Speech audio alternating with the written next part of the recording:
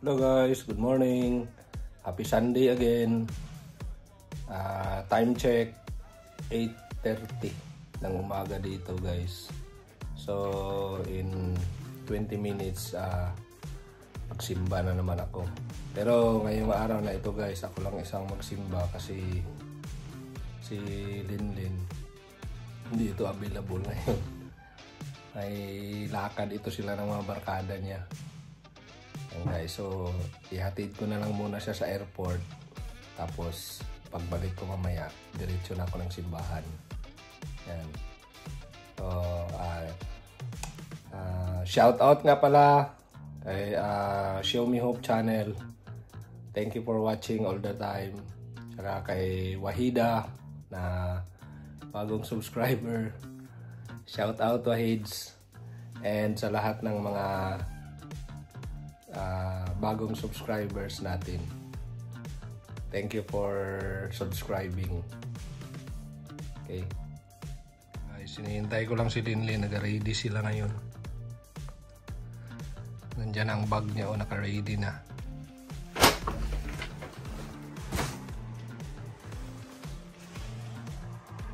Guys, ganda ng sikat ng araw, pero medyo malamig na guys dito sa amin. Sign na ng autumn. Tsaka marami ng ibon na nandito na naman sa tabi-tabi ng mga bahay. Kasi nga malamig na doon sa hunting ground nila. So anytime soon baka makabalik na yon si Dodong Robin. Kasi kahapon meron akong mga nakita na bumalik dyan na mga ibon sa yung bus na yan. Usually dyan yan sila nag-standby.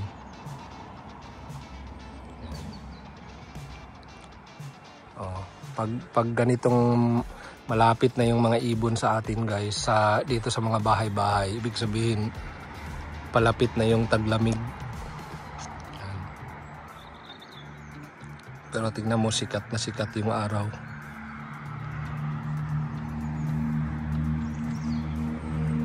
Check natin ang field guys. Ayan. Malapit na lang. Ito palang bahay na ito guys, sold out na ito. Nabinta na last week. So for now wala kaming kapitbahay ngayon dyan. Baka hindi pa ready yung bagong nakakuha kung kailan sila maglipat dyan. So hatid ko na lang muna si Linlin guys. Dyan lang man ang airport guys. Malapit lang yung airport pero wala pa mang sign ng eroplano. Ayan. Dyan lang ang airport guys. Lapit lang. 10 minutes. Actually 10 minutes walk lang yan galing dito. Okay.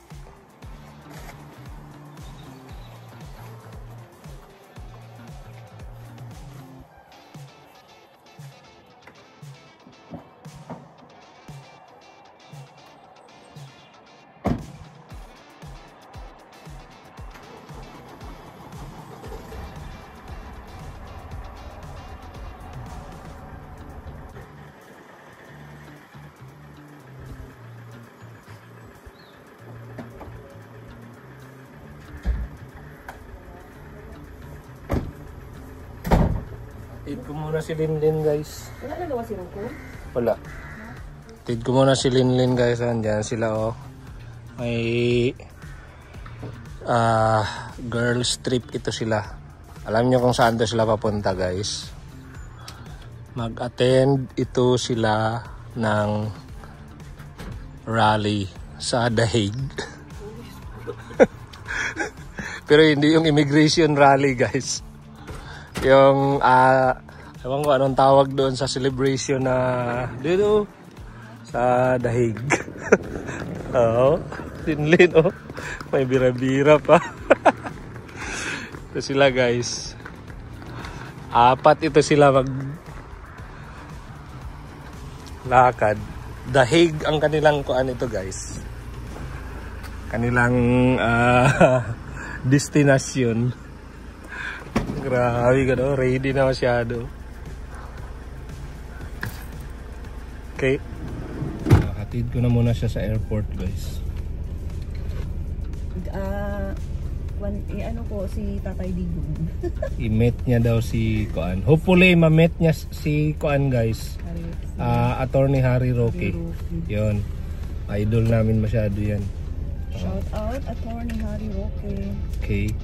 In Kuan. Siguro ngayong hapon dating na yan sila doon, guys. Okay. Si Linlin, guys, oh. Goodbye na, oh. Parang siya lang ang tao ngayon dito sa airport, guys. Wala pa mga tao. Oh. Okay. Goodbye and see you soon, The Hague. Guys, nandito na ako sa bahay ulit. Yung biyahe nila Linlin, guys, ngayon is from dito Manchester yata yun sila, sunod Schiphol Airport, tapos yun Schiphol Airport sa Amsterdam, tapos mag-bus yata sila papuntang The Hague. Mga 1 oras siguro or less than 1 hour ang bus daw papuntang The Hague from Amsterdam. So mamaya yun ang hapon dating na yun sila. Kasi 10 o'clock pa man ang flight nila ngayon dito, guys. So ako naman ay magsimba na lang muna. Pero hindi ko na siguro dalahin itong cellphone doon, guys, kasi baka magtawag bigla si Linlin na may misa na. Okay, guys, see you later. Lahin ko lang ito, guys. Ganda talaga ang sikat ng araw ngayon, no? Pero maginaw. Balik na naman tayo sa ginaw, guys. Kahit yung anino ko, ganda masyadong kuan talaga. Kumbaga sikat na sikat. So shout out again pala sa lahat ng bagong subscribers natin. Thank you for watching. Yan ang first bus siguro ito. Hindi. Kuan na yan. Kasi 9 o'clock na. Okay, guys. Actually, guys, yung travel nila Linlin sana. Kasama sana ako yan, guys. Bali kuan ano ito? Grabe pa lang pag taba ako ngayon, no? Bali kuan yan, guys. Hindi ako nagsama sa kanila kasi nga all girls sila. Kasama pala sana kami yan ni paring June. Pero hindi na ako nagsama. At saka walang maiwan dito kay Shay, guys. Klase na kasi ng mga bata. So sila na lang, nakabook naman sila na kuan na ba, inabangan masyado nila yan yung September 23 na yan, yung arraignment kay PRD. Kahit ako, guys, gusto ko rin sana talaga magpunta, pero kasi nga may klase ng mga bata, walang maiwan kay Sheba. Si Nicole nga gusto niya magsarado na lang ng tindahan, sunod magkuan siya, habol siya magbili ng ticket sila ni Vince, pero sabi ko wag na lang kasi kuan na ba, late na book kasi yan last month pa, guys. Nag-book na yan sila Linlin last month, so hindi kami nag-decide na kami, hindi kami magsama, kaya sila na lang. Bali 4 sila na kuan, pero marami rin daw magpunta na mga participant, guys, from galing dito sa island. So magkita-kita yan sila doon lahat. So good luck na lang sa kanila.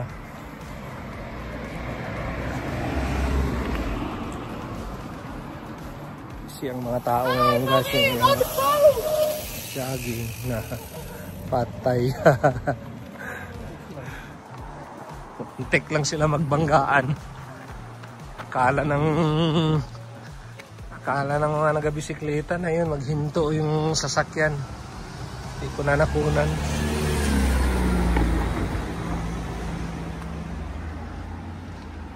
Okay guys, ito na tayo sa simbahan.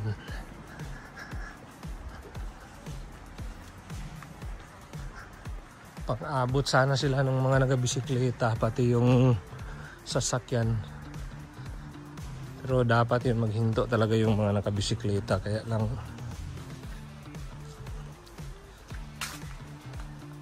kala nila hindi mag-ikot sa kabila ba. Ito na tayo guys.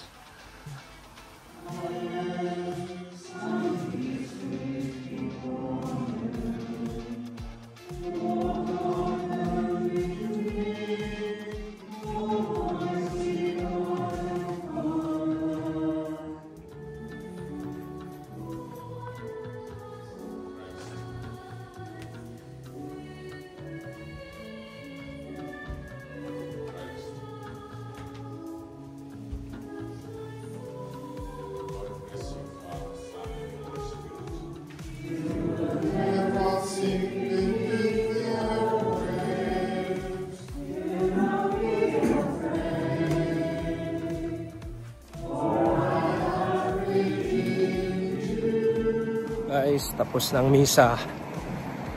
So alam nyo guys, pati yung ang gospel ngayon, homily ni Father is talking about corruption pa rin guys. Grabe, nagkataon talaga. Kumbaga nagkataon, nagkatagpo. Corruption ang talking about corruption ang gospel ngayon. Yung mga tao na kinukorrupt yung mga poor people na katulad natin. So ngayong araw na ito guys, nag-rally ngayon dyan sa Manila, di ba? So good luck sa mga kababayan natin na nagrarally ngayon dyan guys, fighting for freedom. Good luck sa inyo. Tsaka yung mga kababayan rin natin na nasa The Hague ngayon, hanggang 23 yata sila doon guys. So good luck sa inyong lahat. So guys, hanggang dito na lang ulit. Maraming salamat sa panonood. Again, shout out sa mga nabanggit ko kanina, Show Me Hope and Wahida. Shout out sa inyo. Thank you for watching. Have a blessed Sunday. Tapos si Rocco, mingaw ito siya guys. Wala si mami ni mo karon, tulog ka karon sa kulungan. Guys, so ito pala yung manikin na binili namin, no? Pang prank sana. Kina Nicole pati kay Vince, pero hindi rin sila na hindi sila na tabla ng prank namin guys. Yan, no?